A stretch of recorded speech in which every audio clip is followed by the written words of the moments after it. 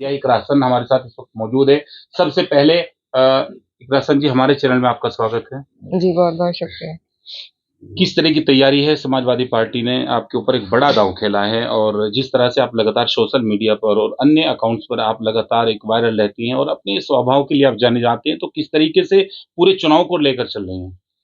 जी, सबसे पहले तो पार्टी की हाईकमान का मैं दिल से शुक्रिया अदा करना चाहती हूँ कि उन्होंने मुझ पर इतनी बड़ी ज़िम्मेदारी देने का फ़ैसला करा और इसको बखूबी निभाने की कोशिश करेंगे।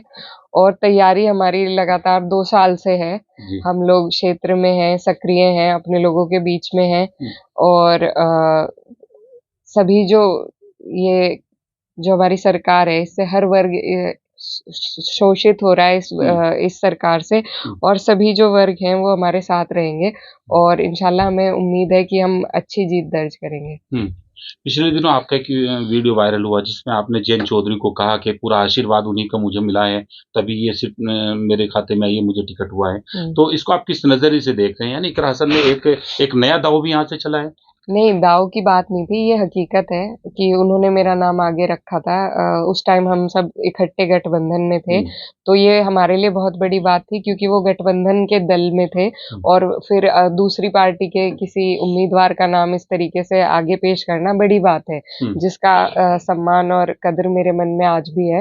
तो मैंने बस यही बात क्योंकि लोग तरह-तरह की बातें कर रहे थे कि कैराना सीट की वज़ह से झगड़ा हुआ और ये तो मैं बस उस बात को क्लियर करना चाहती थी और वही बात रही अब आज वो अलग दिशा में है, हम अलग दिशा में हैं, लेकिन कोई बात नहीं, ये तो चुनाव में चुनौतियाँ आती हैं और चुनाव लड़ेंगे और इंशाल्लाह जीतेंगे। वैसे तो सर्व समाज का वोट मिलता है किसी भी प्रत्याशी को, लेकिन आपने एक समाज की ओर इस तरह की का एक मैसेज देकर कहीं न कहीं उस समाज को अपनी ओर एक खींचने का भी प्रयास किया है, जहाँ तक राजनीतिक जो मंझे हुए खिलाड़ी हैं, वो इसकी ओर इशारा कर रहे हैं। जी, बिल्कुल देखिए सभी समाज अपेक्षा करते हैं कि कोई भी जनप्रतिनिधि हो, उनके पक्ष की बात कहे, तो सभी को अच्छा लगता है। आज हमारे प्रधानमंत्री जी हैं, हम लोग भी अपेक्षा करते हैं कि हमारे हक में कोई बात कहे और जब ऐसा नहीं होता है तो मन को ठेस भी पहुँचती है।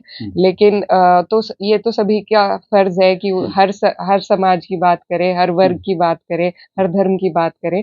तो वही मेरी भी कोशिश है कि सभी का साथ मिले और सभी का मैं भी सम्मान रख सकूँ। मनोहर हसन एक बहुत बड़ा नाम था, यानी यूपी कहें या फिर हिंदुस्तान में कहें, एक वो नाम जिसका नाम आते ही आज उनके चाहने वाले उनकी एक पूरी पिछली दुनिया में पहुँच जाते हैं। तो आप उनकी कहीं न कहीं उनके एक वारिस बनकर आगे इस राजनीति को बढ़ाएँगे, तो उनके पदचिह्नों पर किस तरीके का आपने एक संकल्प लिया है कि उस विरासत को आगे बढ़ाना है? जी, बिल्कुल आपने सही कहा कि उन्होंने इतनी मेहनत करी, इतना काम उन्होंने अपने हिसाब से किया कि आज हम जिस भी जगह पे हैं, ये मेरे वालिद साहब की मेहनत का ही नतीजा है और बस यही कोशिश है कि उनके नाम को ज़िंदा रखें और जिस तरीके से उन्होंने दुनिया में रहते हुए लोगों की सेवा करी, उसी तरीके से हम भी अपने लोगों के काम आ सकें किसी न किसी तरीके से और अपने वालिद साहब का जो चलाया हुआ ये कारबा है, इसको आगे लेकर बढ़ सकें। आपने सोचा था कि भाई जेल के अंदर जाएँगे और सियासत के अंदर मैं भी आऊँगी और फिर एक लोकसभा की ज़िम्मेदारी मिलेगी और फिर इस तरीके का एक माहौल खड़ा होगा?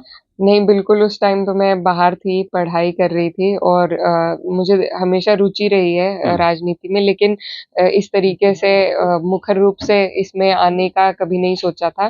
फिर हालात ऐसे बन गए और उसके बाद ज़िम्मेदारी आ गई। मैंने 22 के बाद जब मेरे भाई साहब 1 साल जेल में रहे, तो मुझे ये एहसास हुआ कि मैंने लोगों से वोट लिए हैं और अब इनके बीच में मुझे ही रहना है क्योंकि भाई जेल में थे, तो मैं लगातार उस टाइम लोगों के बीच में रही क्योंकि उन्होंने जिसे वोट दिया है, मैं उनसे वोट माँगने गई थी, उन्होंने मेरे कहने से सबने वोट दिया, बहुत सम्मान दिया, तो अब उनके सम्मान को बरकरार रखने का फ़र्ज़ था मेरा।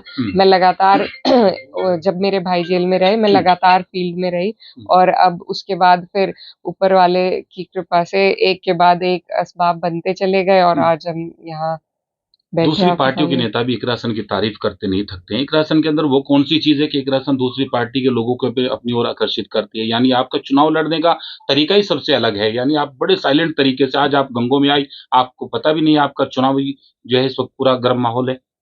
देखिए क्योंकि मेहनत हमारी 1 महीने की नहीं है। जो हल्ला-गुल्ला, शोर-शराबा वो लोग करते हैं जिन्हें एकदम से लोगों के बीच में आना पड़ता है।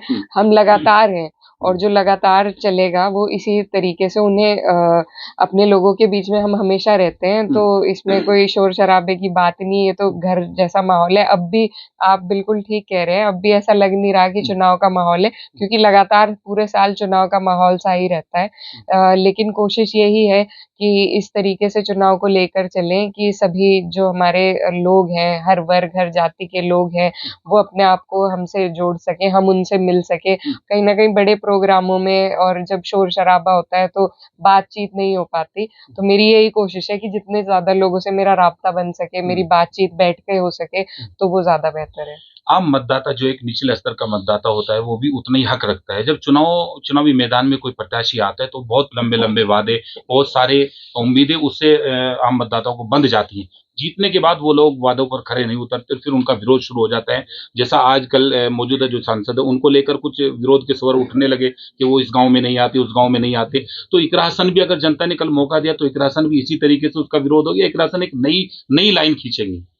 देखिए, कोशिश तो यही रहेगी कि ज़्यादा से ज़्यादा अपने लोगों के बीच में रह सकें, और अभी मैं किसी पद पे नहीं हूँ, लेकिन लगातार हर रोज़ हम लोग फ़ील्ड में हैं, और मैं मानती हूँ कि क्षेत्र बहुत बड़ा है और सब जगह पर अब तक हमारी भी हाज़िरी नहीं हो पाई है। लेकिन कोशिश करना हमारा फ़र्ज़ है, हर जनप्रतिनिधि का फ़र्ज़ है कि वो कोशिश करे और हर जगह पहुँचे, तो ये कोशिश जारी रहेगी। और बिल्कुल विरोध होता है, लेकिन जो हमारे मौजूदा एमपी साहब हैं, माननीय सांसद जी, वो 2 उनकी जो सरकारें हैं डबल इंजन की, वो ऐसे सांसद हैं जिन्हें ये सौभाग्य प्राप्त है कि ऊपर भी उनकी सरकार है और नीचे भी।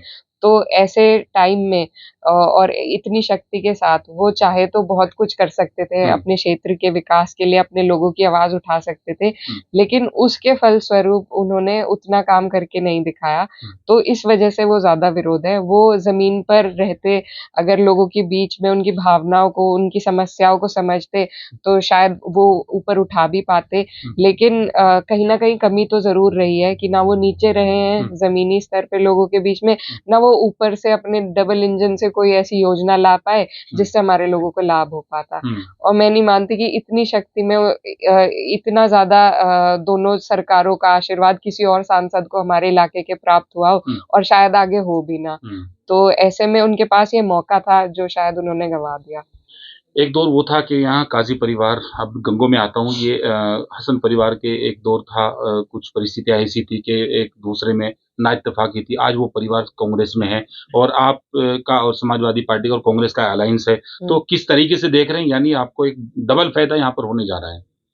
जी देखिए, गठबंधन में हैं, वो भी हैं, हम भी हैं, और जितने भी लोग हैं, हमने जब तक हम लोकदल के साथ थे, हमने अपना गठबंधन का धर्म निभाया। आज हमारा कांग्रेस के साथ गठबंधन है, तो हम बिल्कुल गठबंधन का धर्म निभाएँगे, और उनसे भी हमारी यही उम्मीद है कि वो लोग भी पूरा सहयोग करेंगे। जो लोग समाजवादी पार्टी से टिकट के दावेदारों में थे, उनके कुछ नाम आए, कुछ वीडियोज़ आई थी पिछले दिनों, तो उन लोगों से क्या कहना चाहेंगे? यानी आपको लगता है कि वो लोग भी इसी पार्टी के साथ और पूरी ईमानदारी के साथ रहेंगे? देखिए, पार्टी का जो भी छोटा-बड़ा हर कार्यकर्ता पार्टी के लिए काम करता है। सभी लोग, जैसा आपने बताया, हम सब दावेदार थे।